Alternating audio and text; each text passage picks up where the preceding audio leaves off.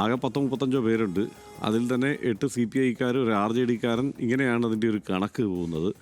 അവർക്കിടയിൽ ഇങ്ങനെ ഒരു തർക്കത്തിൻ്റെയോ ഇങ്ങനെ ഒരു മൂപ്പിളമ തർക്കത്തിൻ്റെയോ ഒരു ആവശ്യമുണ്ടോ?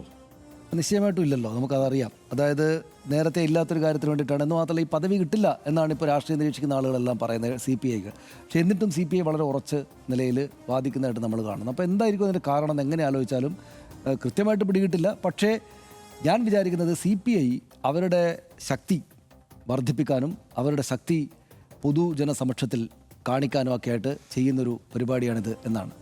അതായത് അവരിപ്പോൾ ഇന്നത്തെ വാർത്ത കണ്ടില്ലേ, അതായത് ഒരു ട്രെയിൻ അപ്പാടെ വാടകയ്ക്ക് എടുത്തിട്ട് അവർ സമരം ചെയ്യാൻ പോവുകയാണ് ഡൽഹിക്ക്.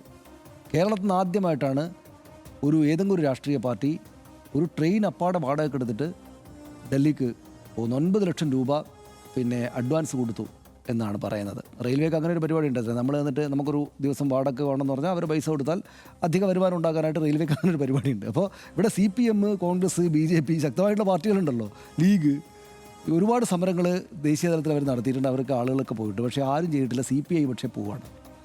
CPI അങ്ങനെ വണ്ടി വാടകയ്ക്ക് എടുത്തിട്ട് സമരം നടത്തുക എന്നതിലേക്ക് തെരഞ്ഞെടുപ്പിൻ്റെ തോൽവിയിൽ ആഘാതത്തിന് ശേഷം കടന്നു കഴിഞ്ഞു. CPMമാർക്ക് അമ്പരപ്പ് ഇങ്ങനെ മാറിയിട്ടില്ല, സ്തബ്ധത. നമ്മൾ നേരത്തെ പറഞ്ഞ വാക്കിൽ ആ സ്തബ്ധത മാറിയിട്ടേ ഇല്ല. ഇവർ പല കാര്യങ്ങളിലും വിരുദ്ധാഭിപ്രായങ്ങൾ മുൻകാലങ്ങളിൽ ഇല്ലാത്ത വിധം പറയുന്നു. പല വിഷയങ്ങളിലും VD സതീശൻ മുഖ്യമന്ത്രി അടിച്ചങ്ങ് കയറുന്നത്, മുന്നോട്ട് പോകുന്നത് നമ്മൾ കാണുന്നുണ്ട്. പ്രതിപക്ഷ നേതാവ് ആണെങ്കിലും അല്ലെങ്കിൽ CPM സംസ്ഥാന സെക്രട്ടറി ആണെങ്കിലും പറയുന്നതിനോട് മുഴുവൻ പേർക്കും യോജിപ്പില്ല എന്ന മറ്റുള്ള ആകെപ്പാടെ CPMനെ നമ്മൾ മുൻകാലത്ത് തോറ്റപ്പോഴും ജയിച്ചപ്പോഴും കാണാത്ത തരത്തിലുള്ളൊരു ഒരു ദുർബലാവസ്ഥ ഉണ്ട് എന്നതൊരു വസ്തുതയാണ്. അത് CPMകാർ തന്നെയും അങ്ങനെ അനുകൂലിക്കുന്നൊരു കാര്യം. പക്ഷേ CPI എന്താ ചെയ്യുന്നത്? അങ്ങനെയില്ല. ട്രെയിൻ പിടിച്ചിട്ടുള്ള ഒരു വിമാനം പിടിച്ചിട്ടാണെങ്കിലും പോയി സമരം ചെയ്തേക്കാം എന്നൊരു ഫീൽ ഉണ്ടാവുകയാണ്. വെറുതെ ഉണ്ടാവുകയാണ്. അവിടെയാണ് അവർ ഉറച്ചങ്ങ് നിൽക്കുകയാണ്, ഞങ്ങൾക്ക് ഈ ഉപനേതൃസ്ഥാനം വേണം എന്ന്. ഇത് കിട്ടിയാൽ ഇത് അഥവാ കിട്ടിയെന്ന് വിചാരിക്കുക, ഈ 35 ആളുകൾക്കിടയിൽ 8 MLAമാർ അവർക്കുണ്ട്. പക്ഷേ നിയമസഭയിൽ പ്രത്യേകിച്ച് കാര്യമൊന്നുമില്ലാത്ത ഞാൻ ആർത്ഥത്തിൽ പറയുന്നത് ഒരു മുറി കിട്ടും. അല്ല, അതുമാത്രമുള്ള ഒരു പദവി ഇവർക്ക് കിട്ടിയെന്ന് കരുതുക. എന്താ സ്ഥിതി? CPI അവരുടെ ശക്തി ഈ മുന്നണിക്കകത്ത് കാണിച്ചില്ലേ? ഞങ്ങളൊരു നിലപാടെടുത്തു, ഞങ്ങൾ ആ നിലപാടിൽ ഉറച്ചു നിന്നു, അവർക്ക് വഴങ്ങേണ്ടതായിട്ട് വന്നു, മുന്നണി ഞങ്ങൾക്ക് തന്നു എന്ന് ബിനോയ് വിശ്വത്തിന് വളരെ ഗംഭീരമായിട്ട് പറയാൻ പറ്റില്ലേ? ഇനി കിട്ടിയിട്ടില്ല എന്ന് വിചാരിക്കുക, എന്താ അവർക്ക് നഷ്ടം? CPMനെതിരായിട്ടുള്ള ഒരു സ്റ്റാൻഡ് എടുക്കുമ്പോഴേ എപ്പോഴും CPI കരുത് അല്ലേ? നമ്മൾ എത്ര കാലമായിട്ട് ഈ രാഷ്ട്രീയം കാണുന്നു. വെളിയം ഭാർഗവൻ, CK ചന്ദ്രപ്പൻ, എന്തായിരുന്നു അവരെ നമ്മൾ പെട്ടെന്ന് ഓർക്കുന്ന കാര്യങ്ങളൊന്ന് ഓർത്ത് നോക്ക്. വെളിയം ഭാർഗവനും CK ചന്ദ്രപ്പനും ഒക്കെ CPIയുടെ സംസ്ഥാന സെക്രട്ടറിമാരായിരുന്ന കാലത്ത് അവരുടെ പാർട്ടി ഇങ്ങനെ തന്നെ രണ്ടാം പാർട്ടിയാണ്. രണ്ടാമത്തെ പാർട്ടിയാണ്. CPM ശക്തരായ പാർട്ടിയാണ്.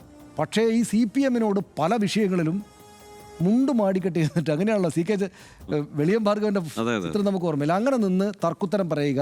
അതിപ്പോൾ വിജയ എന്ന് വിളിച്ച് പിണറായി വിജയനോടാണെങ്കിലും അതിനു മുമ്പ് VS അച്യുതാനന്ദനോടാണെങ്കിലും ഒക്കെ യാതൊരു വിട്ടുവീഴ്ചയില്ലാത്ത വിധം ശക്തമായ നിലപാടെടുക്കുമ്പോഴാണ് ശരിക്കും CPMൻ്റെ ഒന്നും സംഘടനാ ബലമില്ലാത്ത, CPMൻ്റെ അത്ര വോട്ടർമാരുടെ ഒന്നും ആനുകൂല്യമില്ലാത്ത, CPMൻ്റെ അത്ര വലിയ ശക്തിയില്ലാത്ത പാർട്ടിയായിട്ടുള്ള CPI പക്ഷേ അവരുടെ ശക്തിയും പ്രാധാന്യം തെളിയിക്കുന്ന എപ്പോഴും CPMനോട് കൂടെ മുട്ടിയിട്ടാണ്. CPMൻ്റെ ഓപ്പോസിറ്റാണ് ഞങ്ങൾ എന്ന് അതിനകത്ത് തന്നെ ഒരു ചിത്രം ഉണ്ടാക്കിയിട്ടാണ് ഇവർ നിൽക്കാറല്ലേ? അങ്ങനെയല്ലേ? കഴിഞ്ഞ 10 വർഷക്കാലത്ത് പക്ഷേ അതങ്ങനെ അത്രക്കങ്ങോട്ട് പ്രകടമായില്ല. കാലം ഇരുന്നപ്പോഴാണെങ്കിലും ബിനോയ് വിശ്വം വന്നപ്പോഴാണെങ്കിലും അധികാരത്തിൽ വരുന്ന നിരവധിയായിട്ടുള്ള പ്രശ്നങ്ങൾ, തർക്കങ്ങൾ ഉണ്ടാകുമ്പോഴും ആ തർക്കങ്ങളെ പരസ്പരം സംസാരിച്ചിട്ട് മുന്നോട്ട് പോവുക എന്ന കാര്യമാണ് അവരുണ്ടാക്കിയിരുന്നത്. അതിൽ കോടിയേരി ബാലകൃഷ്ണനും കാനവും ഇരുന്ന സമയത്താണെങ്കിൽ അതിൽ കോടിയേരി ബാലകൃഷ്ണൻ്റെ സാന്നിധ്യം വളരെ പ്രധാനപ്പെട്ടൊരു കാര്യമായിരുന്നു. പിണറായി വിജയൻ ശബ്ദം ഘടിപ്പിക്കുമ്പോഴും അദ്ദേഹത്തിൻ്റെ ഒരു സമവായ സ്വരം കോടിയേരി ബാലകൃഷ്ണൻ അവിടെ ഉണ്ടായിരുന്നു. അതോട് ചേരുന്ന ആളായിരുന്നു കാനം രാജേന്ദ്രൻ. പിന്നീട് ബിനോയ് വിശ്വം വന്നപ്പോഴാണെങ്കിലും അക്കാര്യത്തിൽ വലിയ മുട്ടും മുടക്കമൊന്നും ഉണ്ടായില്ല. പലതരത്തിൽ മാധ്യമങ്ങൾ പ്രശ്നങ്ങൾ ഉണ്ടാക്കാൻ പോയപ്പോഴും ഈ മാധ്യമങ്ങൾ പല കാര്യങ്ങളും ചൂണ്ടിക്കാണിക്കുമ്പോഴും പ്രതിപക്ഷം തന്നെയും CPI പരിഹസിക്കുമ്പോഴും പക്ഷേ ഒരു അതിരിനപ്പുറത്തേക്ക് ബിനോയ് വിശ്വം പോകാനേ തയ്യാറായിട്ടില്ല. ബിനോയ് വിശ്വം CPIയുടെ സംസ്ഥാന സെക്രട്ടറി ആയി വരുന്നു എന്ന് കേട്ടപ്പോൾ ഒരല്പം ഈ പാർട്ടിയുടെ കാര്യം പോക്കാണല്ലോ എന്ന് പറഞ്ഞ അദ്ദേഹത്തിൻ്റെ എതിരാളികളുണ്ടായിരുന്നു. എനിക്ക് ഓർമ്മയുണ്ട് പല ആളുകളും പറഞ്ഞത്. ഇപ്പോൾ അദ്ദേഹം സംസ്ഥാന സെക്രട്ടറി സ്ഥാനത്ത് നന്നായിട്ട് ശോഭിക്കുമോ എന്ന സംശയമുള്ള ആളുകളൊക്കെ കൂട്ടത്തിൽ ഒരുപക്ഷെ ഞാനും ഉണ്ടായിരുന്നു പറയാം. പക്ഷേ അദ്ദേഹം വന്നപ്പോൾ അങ്ങനെയല്ല ഉണ്ടായത്. അദ്ദേഹം മികച്ച തോതിൽ ആ പാർട്ടിയെ കൊണ്ടുപോകുന്നതായിട്ടാണ് നമ്മൾ കാണുന്നതല്ലേ എന്ന് മാത്രമല്ല ഹർഷ, അതായത് ആ പാർട്ടിയുടെയും തന്നെ ചരിത്രത്തിൽ തന്നെയും ഏറ്റവും സുവർണ്ണ ശോഭയിൽ ഒരുപക്ഷെ ചരിത്രത്തിൽ എഴുതപ്പെടാൻ പോകുന്ന PM ശ്രീ വിഷയത്തിലെ അവരുടെ എതിർനിലപാട് അങ്ങേയറ്റം ഗംഭീരമായിട്ടുള്ളതായിട്ട് അവിടെ നിൽക്കുകയാണ്. അതായത് അവരാ എതിർനിലപാടെടുത്തു, കൺസിസ്റ്റൻ്റായിട്ട് നിന്നു. CPMനെ അത് വഴങ്ങേണ്ടി വന്നു. CPMന് മീൻസ് മുഖ്യമന്ത്രിക്കും വിദ്യാഭ്യാസ മന്ത്രിക്കും ആ കാലത്തെ അവർക്ക് വഴങ്ങേണ്ടതായിട്ട് വന്നു. അവർ പിന്മാറി PMCയിൽ ഒപ്പിട്ടത് മരവിപ്പിച്ചു. CPIയുടെ വിജയമല്ലേ, വമ്പൻ വിജയം. എന്നിട്ട് പിന്നീട് വന്നപ്പോൾ എന്താ സംഭവിച്ചത്? ഇനിയിപ്പോൾ PMCക്കെതിരെ സമരം നടത്തുമ്പോൾ ഏറ്റവും ശക്തമായിട്ട് മുദ്രാവാക്യം വിളിക്കുന്ന പറ്റുന്ന ആൾക്കാർ ആരാണ്? CPIക്കാണ്. കാരണം അവർ അതും അന്നും എതിർത്തു, ഇന്നും എതിർത്തു. അന്ന് എതിർത്ത കോൺഗ്രസ് ഇപ്പോൾ ഒന്ന് ഒപ്പിടാൻ വേണ്ടി പോവാണ് VD സതീശൻ. അന്ന് എതിർത്ത ലീഗ് ഇപ്പോൾ വന്നിട്ട് ഒപ്പിടാൻ പോവാണ് അതേ ലീഗിൻ്റെ മന്ത്രി. അന്ന് കടലിൽ കൊണ്ടുപോയി എറിയെന്ന് പറയുന്ന ആൾ കടലേ കാണാതെ തിരിഞ്ഞു കിടക്കുകയാണ് KM ഷാജി. ആർക്കാണ് രാഷ്ട്രീയ ധാർമ്മികത ഉറച്ചു വയ്ക്കാൻ പറ്റുക? അത് CPIക്ക് മാത്രമാണ്. അപ്പോൾ CPIയുടെ ഒരു രാഷ്ട്രീയ ധാർമ്മികതയ്ക്ക് സംഘടനാ ശക്തിയേക്കാൾ ബലമുണ്ട് എന്ന അവരുടെ ബോധ്യമോ അവർ പലപ്പോഴായിട്ട് അവരുടെ ആടികൾക്ക് തെളിയിച്ചു കൊടുത്തതായുള്ള കാര്യത്തിൽ ഒന്നുകൂടി ഒരു തെളിവ് അവർക്ക് കിട്ടുകയാണ് ഇവിടെ. അപ്പോൾ അതുകൊണ്ട് ഒന്ന് ഈ പറയുന്ന ഉപ പ്രതിപക്ഷ നേതാവ് എന്ന പദവി കിട്ടിയാൽ ഗംഭീരം, വളരെ ഗംഭീരം. കാരണം അവർ ചോദിച്ചു വാങ്ങിച്ചു. അത് കിട്ടിയില്ലെങ്കിൽ CPMനോട് ഉടക്കി നിൽക്കുന്ന ഒരു സംഘമാണ് ഈ CPI എന്ന ഒരു സംഗതി കൂടെ വരികയാണ്. അതിനകത്ത് ഒരു കാര്യം കൂടെയുണ്ട്. അതായത് ഇപ്പോൾ കേരളത്തിലെ രാഷ്ട്രീയ അന്തരീക്ഷത്തിൽ CPMനോടും പിണറായി വിജയനോടും MP ഗോവിന്ദൻ മാസ്റ്ററോടും പൊതുവിൽ ആ പാർട്ടിയോടാകെ തന്നെയും ഒരു വിദ്വേഷം എന്നല്ല, ഒരു എതിർപ്പ് ഉണ്ട് എന്നതൊരു വസ്തുതയാണല്ലോ. അത് ഈ തെരഞ്ഞെടുപ്പ് കാലത്ത് തെളിഞ്ഞല്ലോ. അതായത് CPMകാർക്ക് തന്നെയും ആ പാർട്ടിയുടെ നേതൃത്വത്തോടും മറ്റും എതിർപ്പുണ്ട് എന്നത് വോട്ടാൽ തന്നെയും രേഖപ്പെടുത്തപ്പെട്ടൊരു കാലമാണ് ഇത്. ആ എതിർപ്പ് മറികടന്നിട്ടില്ല എന്ന് ഇവർ തമ്മിലുള്ള അഭിപ്രായ വ്യത്യാസങ്ങൾ കാണുമ്പോൾ മനസ്സിലാവുന്നുണ്ട്. അപ്പോൾ നമ്മുടെ രാഷ്ട്രീയ അന്തരീക്ഷത്തിൽ, സാമൂഹ്യ അന്തരീക്ഷത്തിൽ CPMനെതിരായിട്ടുള്ള ഒരു എയർ ഇങ്ങനെ കിടക്കുകയാണ്. അപ്പോൾ ആ എയറിൽ എടുക്കാവുന്ന നിലപാട് ഒരല്പം അങ്ങോട്ട് തിരിഞ്ഞു നിൽക്കുന്നതാണ് എന്ന് CPIക്ക് ബിനോയ് വിശ്വസിന് മനസ്സിലായിട്ടുണ്ട്. മുൻഗാമികളായിട്ടുള്ള CK ചന്ദ്രപ്പൻ്റെയും വെളിയം ഭാർഗവൻ്റെയും CPMനോട് ഇടഞ്ഞു നിൽക്കുന്ന നിലപാട് ഏറ്റവും ഫലപ്രദമായിട്ട് ഗുണപരമായിട്ട് പാർട്ടിക്ക് ഉപയോഗിക്കാൻ പറ്റുന്നൊരു കാലം ഇതാണ് എന്ന് അദ്ദേഹത്തിന് അറിയാം. അതായത് G സുധാകരൻ അടിച്ചുകൊണ്ട് ഇങ്ങനെ ഇരിക്കുകയാണല്ലോ CPMനെതിരെ. എന്താണെന്ന് വെച്ചാൽ അത് നാട്ടുകാരെ രസിക്കും എന്ന് G സുധാകരൻ അറിയാം. ഇവിടെ TK ഗോവിന്ദനും B കുഞ്ഞികൃഷ്ണനൊക്കെ എടുത്ത നിലപാട് അങ്ങനെയാണല്ലോ. അപ്പോൾ CPMനെതിരായിട്ട് ഒരു സ്റ്റാൻഡ് പിടിച്ചാൽ ആ അന്തരീക്ഷം മാറിയിട്ടില്ല. ആ അന്തരീക്ഷം മാറും.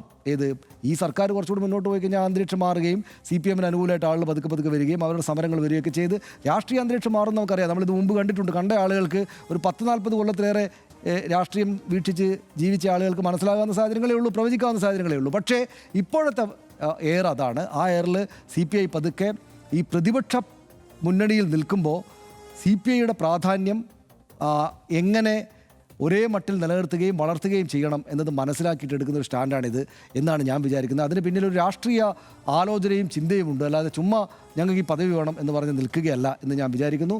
ഇത് CPM എന്തായാലും ഇതിന് വഴങ്ങാനൊന്നും പോകുന്നില്ല. പക്ഷേ CPIക്ക് CPMനോട് ഉടക്കുന്നു ഈ വിഷയത്തിൽ എന്നതിൻ്റെ ഡിവിഡൻഡ് ജനങ്ങളുടെ സ്നേഹമായിട്ട് കിട്ടും. PMCയിൽ ഓൾറെഡി തന്നെ അവരുടെ കയ്യിലുള്ള രാഷ്ട്രീയ ധാർമ്മികത എന്നുള്ള ആ കരുത്ത് ഈ സംഭവത്തോട് കൂടിയിട്ട് CPMനെ എതിർത്തുകൊണ്ടാണെങ്കിലും കിട്ടും. CPMകാർക്ക് പല്ല് കടിച്ചുകൊണ്ട് ഇവർ വോട്ടും ഇല്ല, പിന്നെ പണിയെടുക്കാൻ ആളുമില്ല എന്ന് അവരൊക്കെ പണ്ട് വിമർശിക്കുമായിരുന്നല്ലോ. പക്ഷേ ഇവർ കണ്ടോ വലിയ ധാർമ്മിക കളി കളിക്കുകയാണ് ഇങ്ങനെ പ്രതിപക്ഷത്തിൽ നിന്ന്. പല്ലും കടിച്ചുകൊണ്ട് മിണ്ടാതിരിക്കാനേ പറ്റൂ എന്നാണ് എനിക്ക് തോന്നുന്നത്.